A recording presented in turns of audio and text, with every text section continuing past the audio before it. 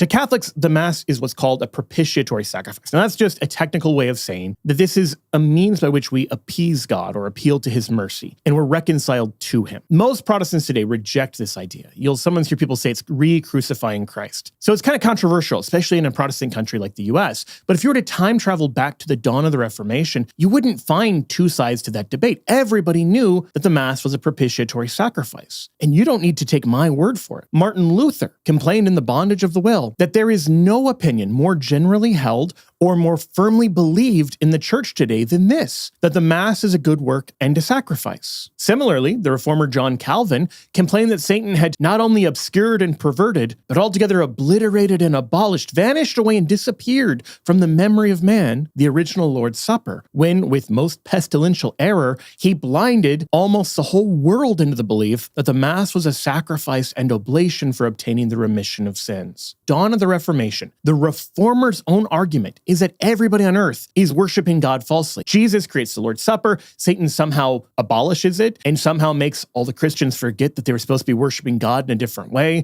He somehow seemingly managed to erase knowledge of this other way of worshiping God from all the annals of history. I want to be very clear, the reformers were not just saying this is the view of some ignorant, illiterate Catholic peasants. No, they're very clear this is a view of the theologians and the laity alike. Calvin says the Catholic view of the sacrifice of the Mass is not merely the common opinion of the vulgar, but the very act has been so arranged as to be a kind of propitiation by which satisfaction is made to God for the living and the dead. Martin Luther agreed, pointing out that the words of the Mass themselves speak in unmistakable terms of the sacrificial nature of the Mass at the altar. But then he goes on to admit that it's even more than that. He says, added to these are the sayings of the Holy Fathers. He means the Church Fathers. The great number of examples and the widespread practice uniformly observed throughout the world. It's easy for apologists to quote some theologian, some church father, maybe out of context, contradicting church teaching on the Mass. And unless you're an expert, you don't know. Number one, was that quotation a fair representation of that person's beliefs? And number two, did that person have beliefs that were the norm, or were they an outlier? Were they an exception? Were they a heretic in their own day? That can make it really hard to evaluate these questions when objections are raised about the Mass. But here we have the reformers telling us explicitly that the expiatory nature of the sacrifice of the Mass, this thing that they reject, was the universal opinion of the church everywhere, theologians and laity alike, that is found in the prayers that all Christians had been praying